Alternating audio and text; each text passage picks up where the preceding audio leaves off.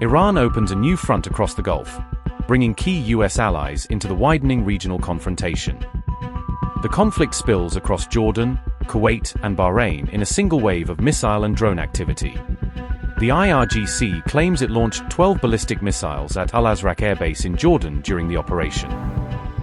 Tehran alleges the base is used to support US F-35, F-15, and F-16 military operations in the region. IRGC said, and I quote, "The strikes were carried out in response to US attacks on sites inside Iran, including a recreational site, an industrial complex, and areas near military installations around Barrage, Nasrabad, and Peshawar, as well as a local IRGC base. Operations would continue as long as enemy aggression persists." Unquote. Jordan activates emergency procedures after reports of incoming missiles and hostile aerial activity.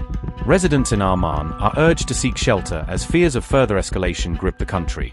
The US issues a security advisory for its citizens in Jordan, urging them to remain indoors. Meanwhile, the US Embassy in Baghdad advised American citizens to depart immediately amid rising tensions. Kuwait temporarily closes its airspace as the regional security situation deteriorates rapidly. Kuwaiti military officials say air defense systems were activated to respond to potential threats. Bahrain also places its air defenses on alert as the crisis spreads across the Gulf. IRGC-linked channels release footage purportedly showing missile launches from Iran's Isfahan Province. Tehran says the strikes were aimed at US military facilities and command centers across the region. As tit-for-tat attacks spread, Trump's warnings appear unable to halt the march toward wider conflict.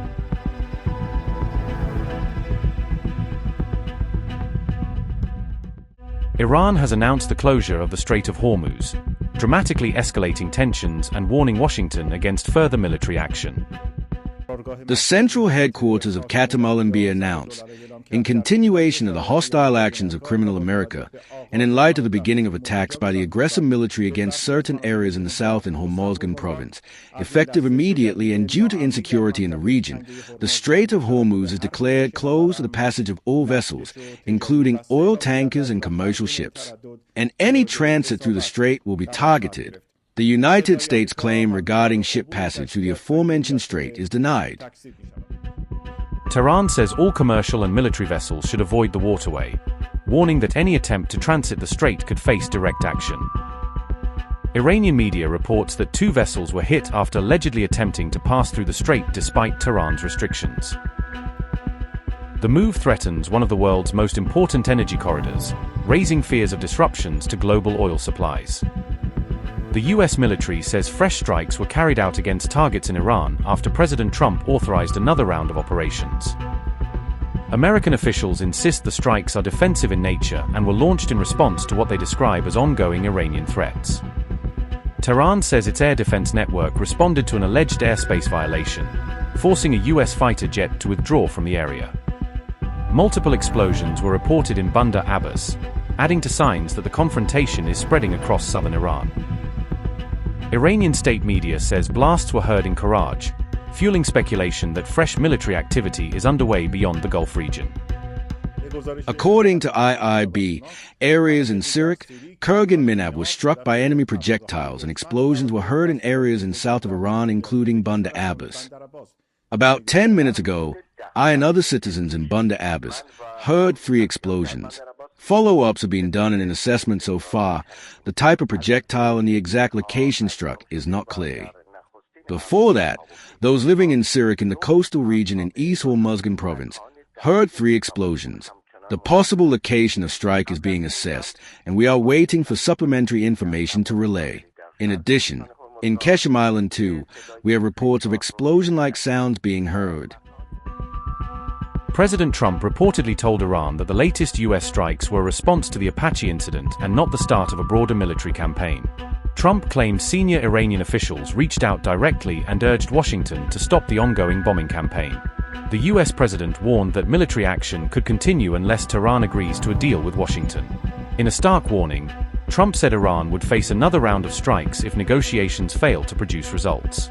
Even as reports of back-channel communication emerge, both sides continue exchanging military actions across the region.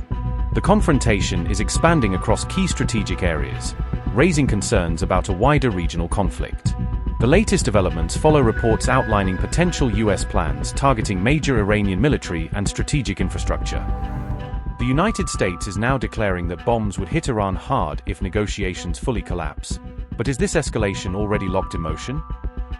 Hegseth has warned that tap bombs could be deployed against Iran if a deal fails, signaling a sharply aggressive contingency stance. A stark tonight warning has been issued as America's war rhetoric continues to escalate, leaving the timeline dangerously uncertain. CENTCOM is now backing potential strikes as so-called self-defense operations expand, broadening the scope of possible military action. And with a second straight day of reported US attacks, war rhetoric appears to be reaching a new peak, with escalation fears intensifying further.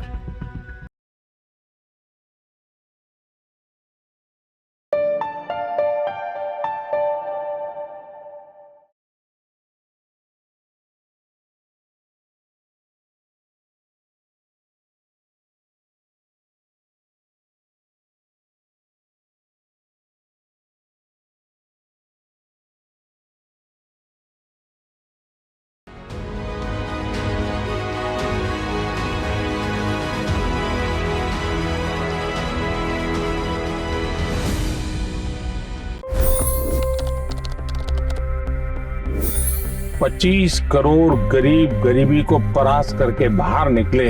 For the good of our nation, let's work together and let's truly make America great again. The fastest news breaks. Requested PM saying that we will have to speak to Putin and to Zelensky. The biggest news makers.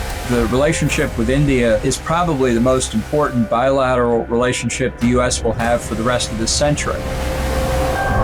The capital delivered quite an election result today. Expert analysis. The million-dollar question today is how to stop this dance of death.